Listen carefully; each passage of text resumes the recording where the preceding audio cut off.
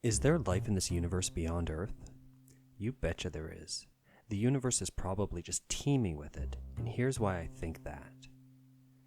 The canned response these days to the question of whether there is life beyond our pale blue dot generally goes along these lines. With trillions of galaxies and billions of stars, all with planets, the odds of there being life out there is, well, high. I call it the Neil deGrasse Tyson response. It is a solid argument and easily communicated. Despite these numbers though, the general consensus among people tends to be that there is life out there, but that it's rare, and most likely microbial, or mostly non-sentient simple organisms, like tardigrades. Love those guys, but I think there's a much more compelling answer.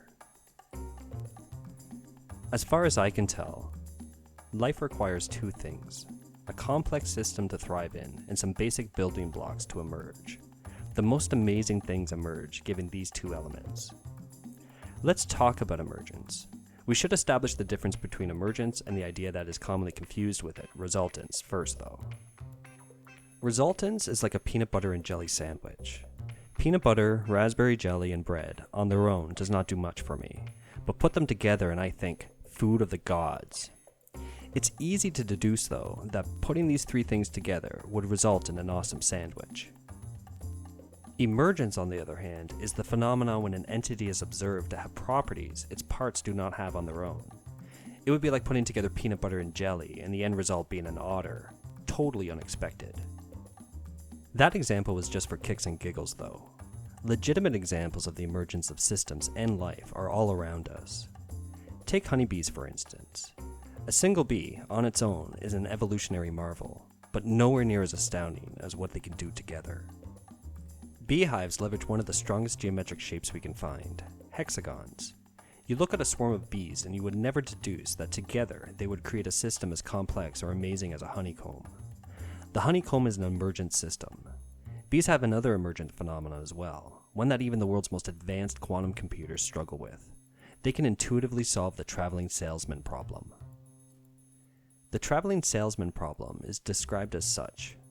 Given a list of cities, and the distances between each pair of cities, what is the shortest possible route that visits each city and returns to the origin city?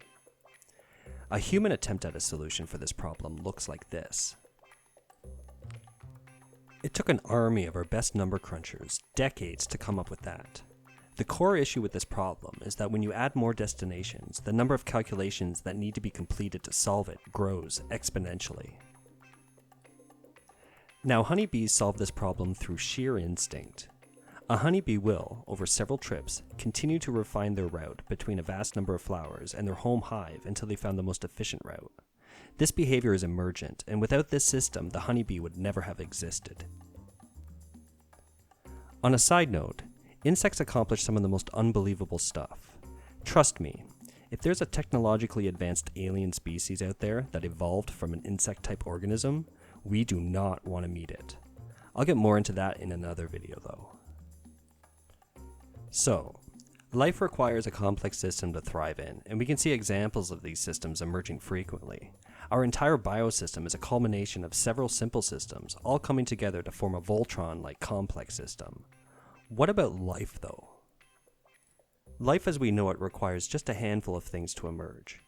Take liquid water and 6 chemical building blocks, oxygen, hydrogen, carbon, nitrogen, sulfur, and phosphorus, and then apply some form of energy, like the energy output of a star, and bam, life finds a way.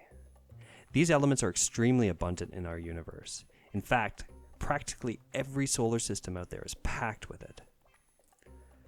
So astoundingly complex systems and organic life can emerge from just a handful of basic building blocks. My point: extremely complex things emerge from a handful of simple things, often. It doesn't appear to be the exception, but the rule. I think it would be foolhardy to believe that this phenomenon is exclusive to our tiny corner of the universe. Foolhardy, like assuming there's only one universe. There are multiple planets, with multiple moons, orbiting multiple stars and multiple solar systems strewn across multiple galaxies. But when it comes to universes, there's only one? Who decided that anyways? I think it's rational to believe that life, in all its possible iterations, is literally everywhere thanks to emergence.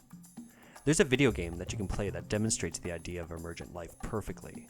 It's called Conway's Game of Life. Devised by John Horton Conway in 1970, the Game of Life, or just Life, is a zero-player game. A zero-player game is a simulation game that has no sentient players. The game is played on a simple 2D grid and has the following rules. Any live cell with fewer than 2 live neighbors dies, as if by underpopulation. Any live cell with 2 or 3 live neighbors lives on to the next generation. Any live cell with more than 3 live neighbors dies, as if by overpopulation. And any dead cell with exactly 3 live neighbors becomes a live cell, as if by reproduction. Let's start by putting just 10 populated cells right next to each other and apply the rules. Some incredible perpetual patterns emerge with just a few populated cells. Check this out. This is called an exploder. And this one is called a glider. Have a look. There are several patterns discovered that do amazing things. I challenge you to mess around in Conway's Game of Life and see what you can coax to emerge. Astronomers have recently concluded that there are vast oceans of free-flowing water under the icy surface of one of Saturn's moons, Titan. I am confident that if we could visit Titan, we would be greeted by things, life, that is quite literally not of this world. I'm confident that every single solar system in this vast universe is a petri dish overflowing with complex and wondrous life. So, thanks to the emergence phenomena, which is quite literally everywhere, bringing both systems and life into existence, I believe it's all but guaranteed that complex, incredible life forms are abundant. And the answer to the question of whether we are alone or not, we are most certainly not alone. Thank you for listening. If you like my work, please hit that like button and consider subscribing. And remember, love is the answer, whatever that means.